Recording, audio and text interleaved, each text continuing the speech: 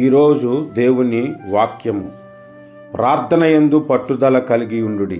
రోమాపత్రిక 12వ అధ్యాయము 12వ వచనము. దేవుడు ప్రార్థన యందు పట్టుదల కలిగి ఉండమంటున్నాడు. ఎందుకు అంటే ఆ పట్టుదల కలిగి మనం ప్రార్థన చేసినప్పుడు ఖచ్చితముగా ప్రార్థన ద్వారా అసాధ్యమును సాధ్యపరచుకోగలుగుతాము. అన్యాయస్తుడైన న్యాయాధిపతి దగ్గరికి ఒక పేద విధవరాలు పదే పదే వెళ్ళి తన అవసరతను తిరిగి ఆ అన్యాయస్తుడైన న్యాయాధిపతి ద్వారా తీర్చుకున్నట్లుగా మనకి ప్రభువారు ఉపమాన రూపంలో మనకి తెలియజేశారు. కనుక పట్టుదల కలిగి ప్రార్థించుటలో కార్యములు సఫలమవుతాయి. కనుక ప్రార్థనకు అలక్ష్యము చేయకుండా పట్టుదల కలిగి ప్రార్థించమని ప్రభు మనతో మాట్లాడుతూ ఉన్నాడు. ఏ అసాధ్యమైతే నీ జీవితంలో ఉండిపోయిందో ఈ ప్రార్థన ద్వారా దేవుడు దాన్ని సాధ్యపరచునుగాక. ప్రార్థన.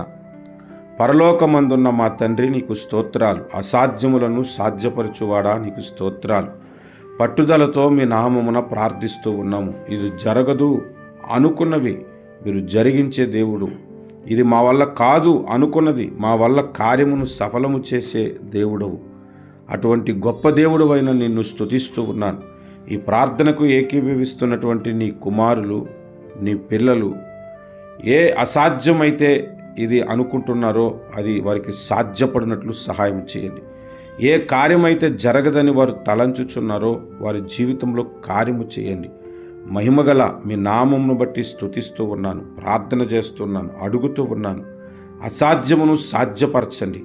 ఈ ప్రార్థన ద్వారా ఇదిగో వారు సాధ్యమైందని సాక్ష్యము చెప్పగలిగినట్లు మీరు కృప చూపించమని మా రక్షకుడును మీ ప్రియ కుమారుడునైన యేసుక్రీస్తు వారి శక్తి కలిగిన నామమున ప్రార్థన చేస్తూ ఉన్నాము మా ప్రియమైన పరలోకపు తండ్రి.